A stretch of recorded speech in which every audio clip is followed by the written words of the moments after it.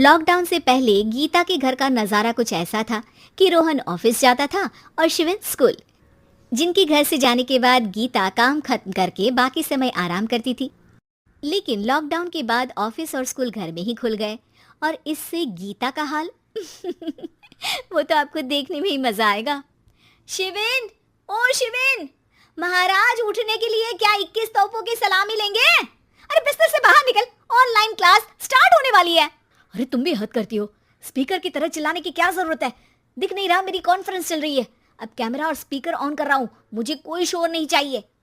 इस पर जैसे ही रोहन लैपटॉप का कैमरा और स्पीकर ऑन करता है तभी कुकर की सीटी बजती है। करा लो अब इसे चुप। लॉकडाउन नहीं हुआ, मेरी मौत का फरमान जारी हो गया।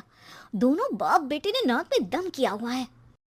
ऐसा बोलकर गीता वहां से शिविन के कमरे में पहुंच जाती है, जहां शिविन अभी भी सो रहा होता है। ओ आलसी, अब अगर 5 मिनट में नहीं उठाना तो आज तेरा गेम और यूट्यूब कैंसिल। माँ की बात सुनकर शिविन बिना 1 मिनट गंवाए उठ खड़ा होता है। उठ गया, अभी नहाकर भी आता हूँ। ये नाटक कहीं और, मुंह पर गीला कपड़ा मार और पढ़ने बैठ। शिविन की ऑनलाइन क्लास स्टार्ट हो जाती है, जिस पर गीता उसे वहां बिठाकर रसोई में चली जाती है। थोड़ी देर में उसे कमरे से कुछ आवाज सुनाई देती है, जिसे सुनकर वो कमरे में वापस आती है। हाय राम, तुझे क्लास अटेंड करने के लिए बोला था, कैमरा ऑफ करके बिस्तर पर नाचने के लिए नहीं बोला था। मम्मी मुझे कुछ समझ नहीं आ रहा, आप बाद में पढ़ा देना ना, वैसे भी अटेंडेंस तो लगी गई है। हाँ बेटा, जरूर बन जा, तू अभी से हम सबका बाप बन जा। अरे नहीं मतलब कहाँ से लाते हो इतना दिमाग, और पढ़ाई करते हुए ये चला कहाँ जाता है? नाइस क्वेश्चन, दिमाग से पूछकर बता दूंगा। शिविन की बातों से परेशान होकर गीता उसे मारने के लिए जैसे ही आगे बढ़ती है तभी वो कमरे से बाहर भाग जाता है।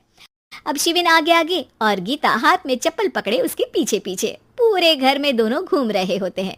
इसी बीच वो रोहन के पास पहुंच जाता है और शिविन को मारने वाली चप्पल रोहन के लैपटॉप पर जाकर गिरती है। ओए माँ!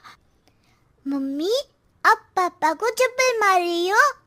वो आज तक के रिपोर्टर, चुपचाप जाकर क्लास अटेंड कर ले, नहीं तो अगली तेरे पीछे लगेगी। इस पर शिविन वहां से चला जाता है, जिसके बाद रोहन गीता से कहता है, इस सर्कस के लिए कुछ बोलना चाहोगी?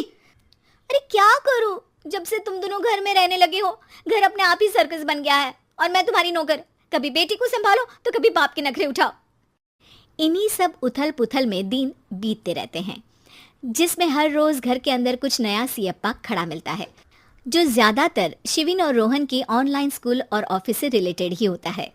एक सुबह, शिविन चल उठ, आज की क्लास जल्दी है। कैमरा ऑफ करके आप अटेंड कर लो। अरे ऐसे छित्तर पड़ेंगे, दादी नानी सब एक साथ याद आ जाएंगी। गीता की लाख मशक्कतों के बाद क्लास तो खत्म हो जाती है, लेकिन उसके बाद शिविन फोन इस्तेमाल करते हुए इंस्टाग्राम रील बनाने लगता है। रसोड़े में कौन था? तुम थी, मैं थी, कौन था? हाँ, मैं गरीब हूँ। अरे ओ गरीब के बेटे, आजा, मैं बनाती हूँ तुझे गरीब। मैं बताती हूँ रसोड़े में कौन था। पढ़ाई करने बोलो तो इनकी माँ मर जाती है, और ये पागलपंतियाँ जितनी मर्जी करा लो। गीता शिविन को डांट रही होती है, तभी रोहन बीच में बोल पड़ता है। अरे बच्चा ही तो है, इतना गुस्सा क्यों कर रही हो? बेटे का साथ देने की इसी एक कोशिश में अब शिविन के साथ साथ रोहन भी गीता के गुस्से की सूली पर चढ़ जाता है। अगर बेटे पर इतना ही प्यार आ रहा है तो इसे क्लास अटेंड क्यों नहीं कराते, इसका होमवर्क क्यों नहीं कराते? उस समय तो बहुत जल्दी मीटिंग आ जाती है, वो काम मैं करूं और यहाँ इस बेफिजुली की चीज में तरफदारी करके बन जाओ महान। हे भगवान, कोई तो इनके ऑफिस और स्कूल खुलवाओ, मैं इन्हें और घर में नहीं सह सकती। अरे कुछ और मांग लेती, क्योंकि तुम्हारी ये विश इस साल तो पूरी होने से रही, कोरोना। हाय नास बेटे ने जिंदगी ही बर्बाद कर दी। खाए कोई पचाए कोई, कल मुझे चुन चुन कर सबको मेरी बद्दुआ लगेगी। उन्होंने दुनिया का और इन बाप बेटे दोनों ने मेरा जीना मुश्किल कर दिया। गीता वहां से चली जाती है, जिसके बाद रोहन शिविन से कहता है, अरे तुम्हारी मम्मी इतनी भड़की हुई क्यों है? आपकी वजह से पूरा समय घर में रहते हो और उस पर कोई काम कराने की जगह बस ऑर्डर देते रहते हो। अच्छा बेटे, सारा इल्जाम मुझ पर, पूरा दिन तो वो तुम पर ही चिल्लाती है। हाँ, मतलब दोनों का 50-50 है, कुछ करना पड़ेगा। वो कहते ना, make the best out of worst. I have an idea. वैसे तुम्हारी माँ सही कहती है, बहुत जुबान चलाने लगे हो, कम बोला करो।